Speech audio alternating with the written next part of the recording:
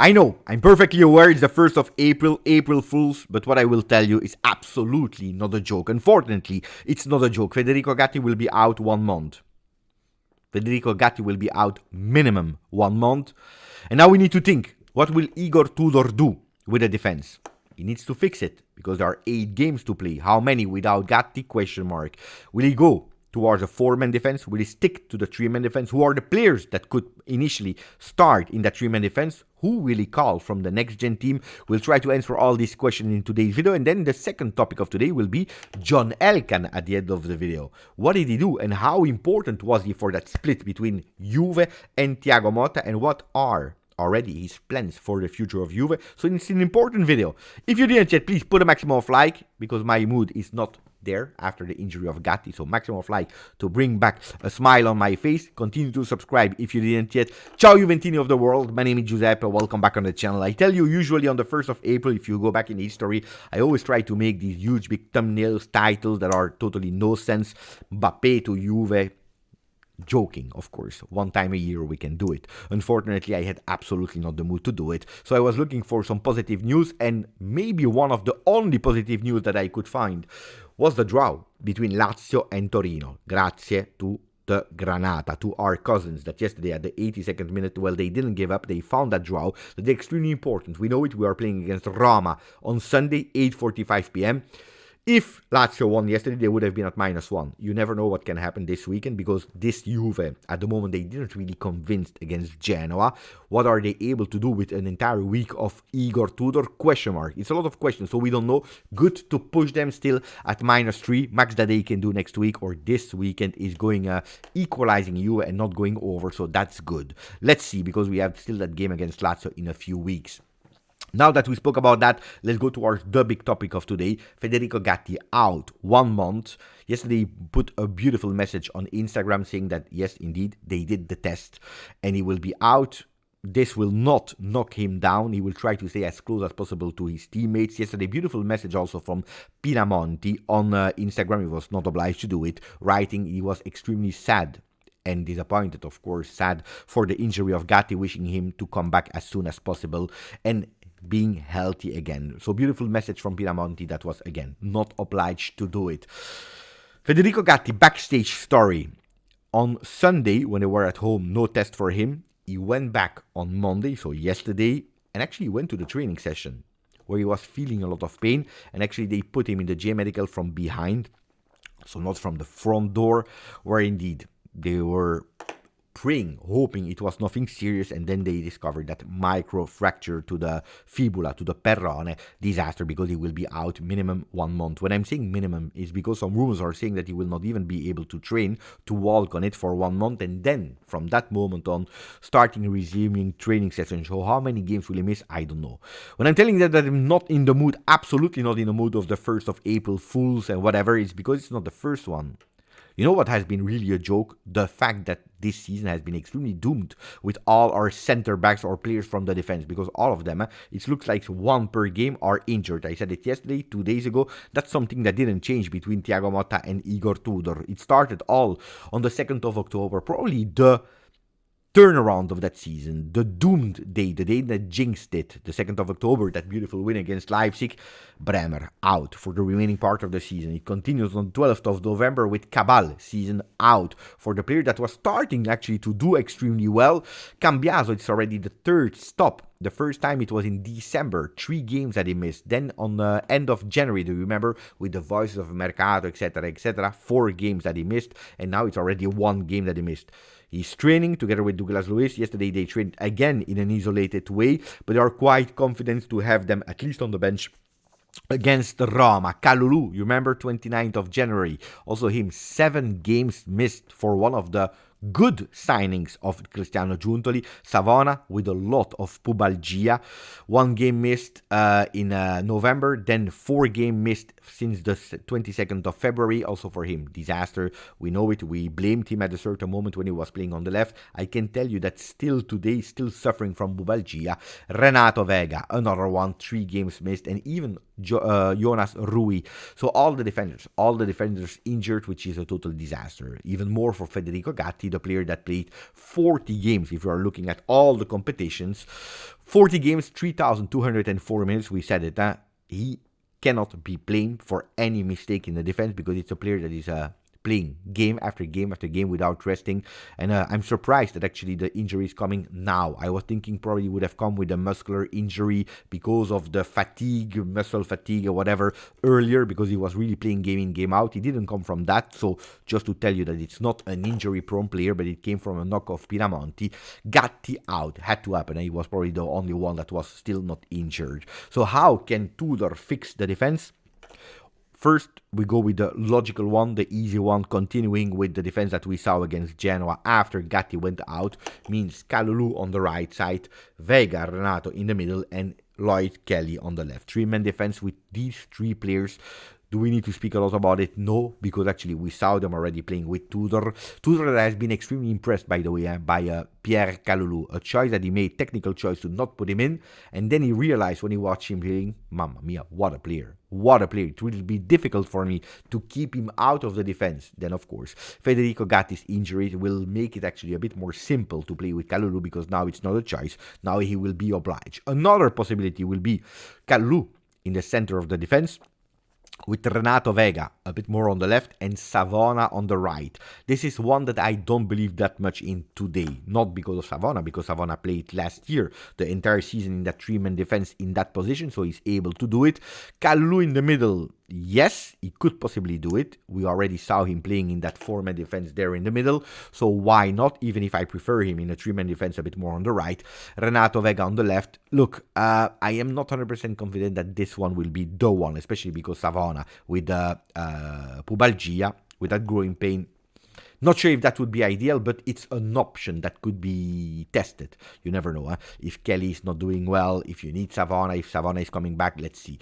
Another option, and we saw it at a certain moment, I don't know if you noticed it or not, when we were watching Juve Genoa in the second half, because Tudor was not happy about how Renato Vega was performing in the first half. In the second half, he asked Locatelli to drop back, and we saw him much more lower than in the first half, where Locatelli could be repositioned in case of need as a center back that he already did this season, with Renato on his left, with Kalulu on the right side. That could be an option. Pay attention. Will be tested in training session. Another one, of course, is going towards the four-man defense, because it's not that we have a lot of choices in a three-man defense. Cambiaso, when he will be recuperated, can play on the left. Savona can play on the right, and then Renato Vega, Kalulu partnership. Of course, we go back to a four-man defense, which doesn't mean that we are obliged to go towards a 4-2-3-1. We could go towards a 4-3-3, but a four-man defense with these men is reassuring me. I would prefer to insist on the three-man defense, the first option that we saw, but anyway, that one with these men could be a possibility also because it offers us some change, some subs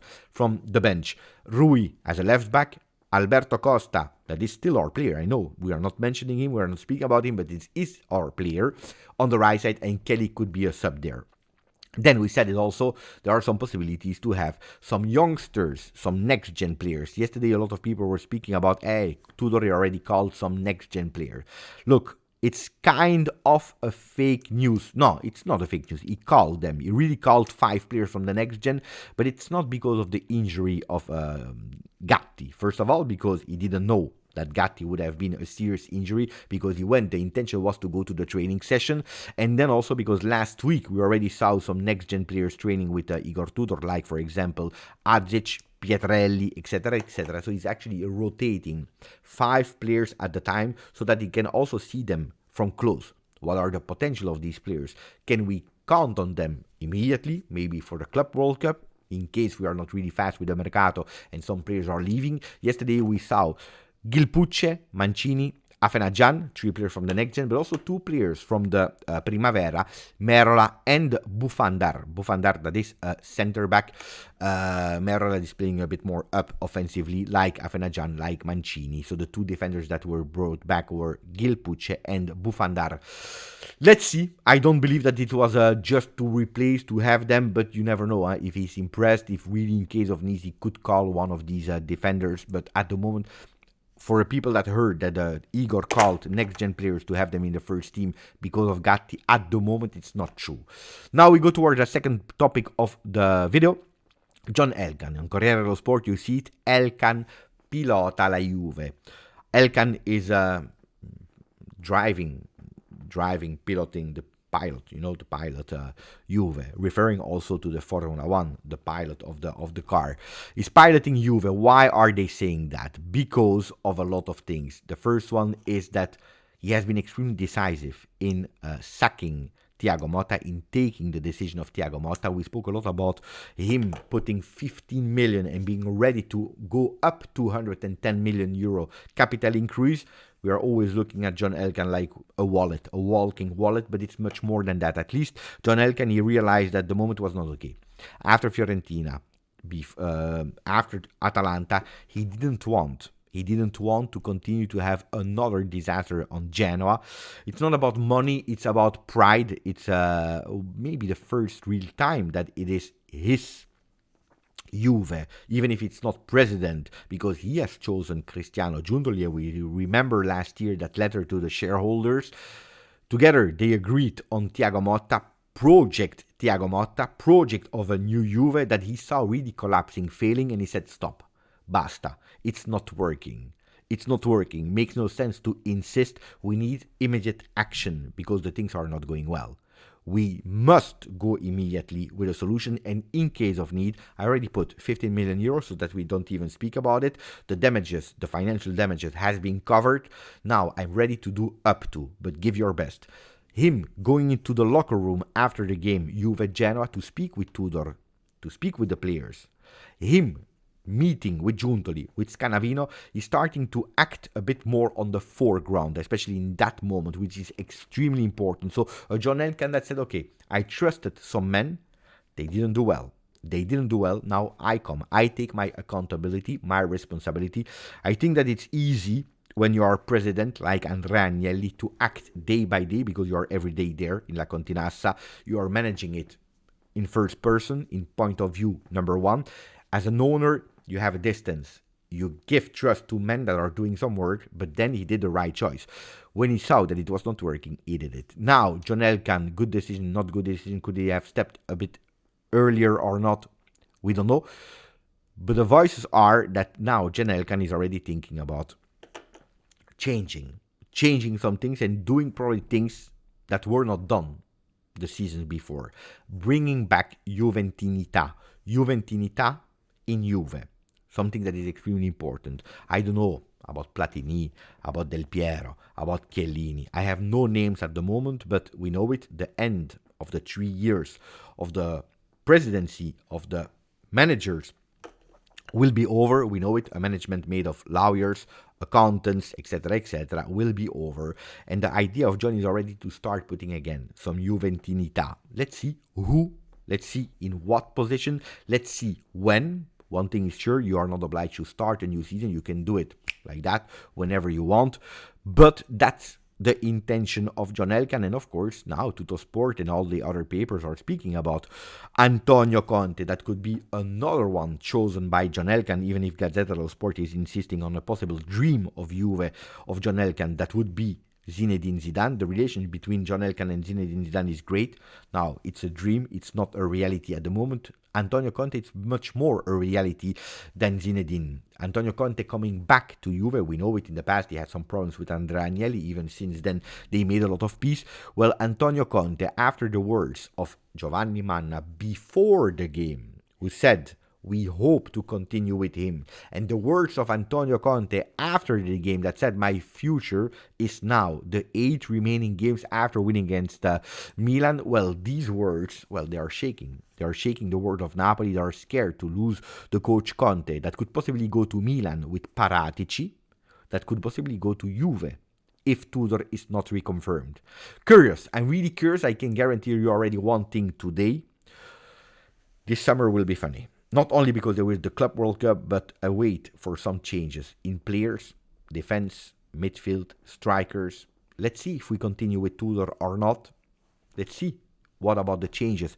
President, CEO, etc., etc. I'm really curious. I'm really curious, and we will have absolutely fun. I can guarantee you that. Ciao Juventini, grazie, forza, Juve.